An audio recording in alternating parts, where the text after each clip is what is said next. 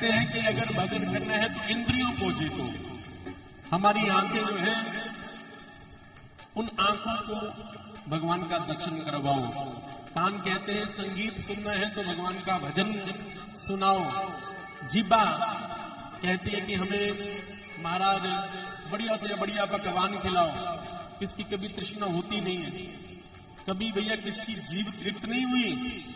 आज आपने कोई बढ़िया चीज खिला दी ना तो कल को जो कहेगी इससे भी बढ़िया खिलाओ। इसलिए साधु संत महात्मा जो होते हैं वो स्वाद के चक्कर में पड़ते नहीं है।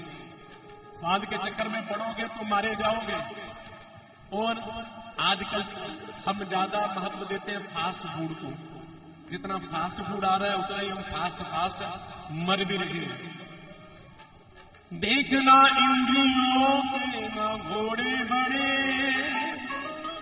इन पे दिन रात संयम के कोड़े पड़े। आपके पैर कहते हैं कि चलो महाराज कहीं घूमने जाना है तो कहो अपने पैरों से, अरे मूर्खो, भगवान के मंदिर से ज्यादा, भगवान के सत्संग से ज्यादा बढ़िया स्थान कोई है? अपने पैरों को वहां लेकर के जाओ। आपके हाथ कहते हैं कि महाराज किसी के तमाशे में ताली बजानी है तो हाथों से कहो कि भैया क्यों किसी के तमाशे में ताली बजानी है? आज किसी के तमाशे में ताली बजाओगे तो कल तुम्हारे तमाशे में भी ताली जरूर बजेगी। इसलिए ताली बजानी है तो मेरे प्रभु के सत्संग में बजाओ। राम कथा सुंदर करतारी, श्री राम जय राम जय जय राम। संस्योगना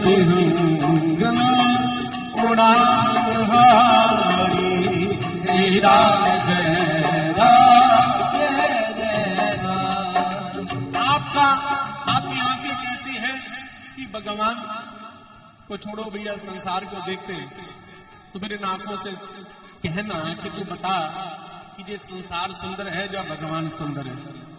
बताओ। इसलिए छोड़, ये संसार सदा के लिए रहने वाला नहीं है। ये संसार एक न एक दिन मिटने वाला है, समाप्त हो जाएगा। हम तुम्हें वो दिखाते हैं जो कभी भी समाप्त नहीं होता, वो भगवान है। आंखों को भगवान का दर्शन करवाओ। कान कहते हैं कुछ संगीत सुनना है तो इसको भगवान का भजन सुनाओ। भगवान के भजन से बढ़कर के कोई संगीत नहीं है। एक पंथ दो काज, अपनी इंद्रियों को जीतो, फिर अपने मन को चारों ओर से हटा करके भगवान के चरणों में लगा दो। जी चाहे बार बार तुम्हें देखती रहूं, जी चाहे बार बार तुम्हें देखती रहूं। फिर अपनी स्थिति ऐसी बना लो जैसी स्थिति मृदुला ने बनाई है। ये मृदुला कौन है? मृदुला को जानते हो? मृदुला कौन है? मृदुला है विदुर जी की धर्मपत्नी। राजा परीक्षित कहते हैं सुखदेव जी से कि भगवान ने ये दुनिया कैसे बनाई? क्या कहा? दुनिया बनाने वाले क्या तेरे दिल में समाई, तूने काहे को दुनिया बनाई, तूने काहे को दुनिया बनाई, वो तूने काहे को दुनिया बनाई, तूने काहे को दुनिया बनाई। भगवान ने दुनिया क्यों बनाई? तो सुखदेव जी कहते हैं कि जो प्रश्न आपने किया ना, ऐसा ही प्रश्न विदुर जी ने मैत्रेय हरि जी से किया था। किसने? विदुर जी ने मैत्रेय हरि जी से किया।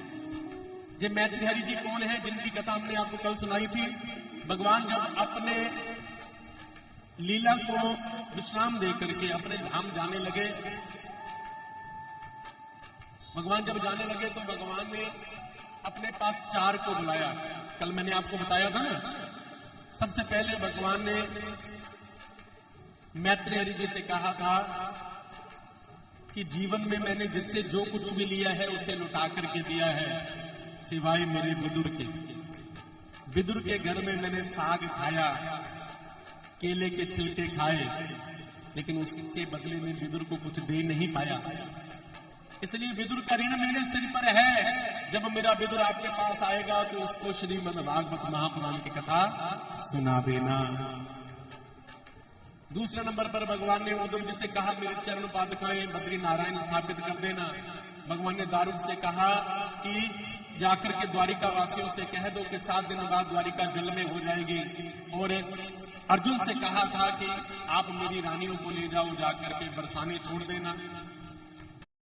Moto G96 is a true bestseller upgrade. Segments only 144 Hz 3D curved POLED display with IP68. 50 megapixels OIS Sony Litia 700C camera. Segments leading.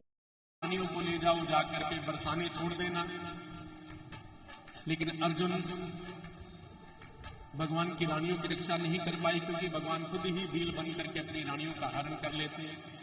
भगवान आए, भगवान ने आकर के अपने भैया युधिष्ठिर को भगवान के जाने की सूचना दी। कुंती की मृत्यु हुई, पांडव स्वर्गद्रोहण के लिए चले गए, और नन्हे से परीक्षित जी जिन्होंने राजपाट संभाला, आगे चल करके राजा परीक्षित को श्राप लगा। और आज वही विदुर जी जिनके घर में भगवान गए थे, वो मिल गए रास्ते में। किसको मिले? उद्धव जी को। क्योंकि विदुर जी ने महाराज प्रतिज्ञा ली थी कि महाभारत के युद्ध में हम भाग नहीं लेंगे। थोड़ा ट्रैक की आवाज कम करो। कहा कि महाभारत के युद्ध में हम भाग नहीं लेंगे, क्योंकि अपने ही परिवार वाले एक दूसरे के साथ लड़ रहे हैं, झगड़ रहे हैं। प्रेम से जय श्री राधे। जय श्री राधे। मेरी बात का बुरा मत मानना, लेकिन बंधुओं, ये जो महाभारत का युद्ध है, जो महाभारत की कथा है ना, ये महाभारत के युद्ध का जो परिणाम निकला ना, उससे संतुष्ट आप में से कोई भी नहीं होगा। बताओ भैया, ये आनंदमय कथा है। एक प्रॉपर्टी के लिए महाराज नरसंहार हो गया। इसलिए महाभारत की जो कथा है वो इतने सम्मान से गाई नहीं जाती। लेकिन आज हम सभी महाराज अपने मंदिरों में, अपने गुरुद्वारों में, अपने घरों में महाभारत का प्रैक्टिकल कर रहे थे। बहुत ज्यादा बुरी बात है। विदुर जी ने स्पष्ट शब्दों में कहा,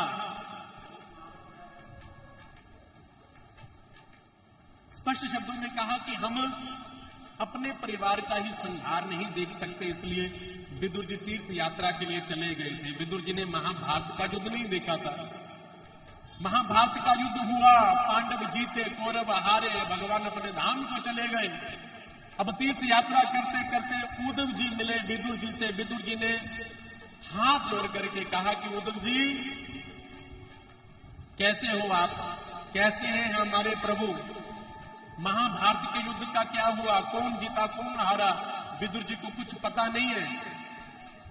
अब उद्धव जी के सिर पर भगवान की चरण पादुकाएं हैं। एक बार जरा ताली बजा करके स्वागत कीजिए संत महापुरुषों का। हमारे बीच में श्री श्री 1008 संत बाबा कालू जी महाराज के दरबार में श्री श्री 1008 महंत श्री रामपाल जी महाराज। एक बार ताली बजा करके स्वागत कीजिए।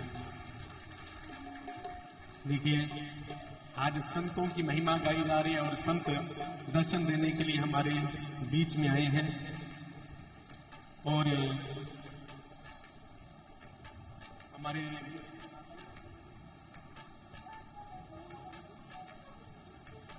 हमारे साथ में जो हमारी आदरणीय माता जी आई, एक बार उनके लिए भी ताली बजाइए।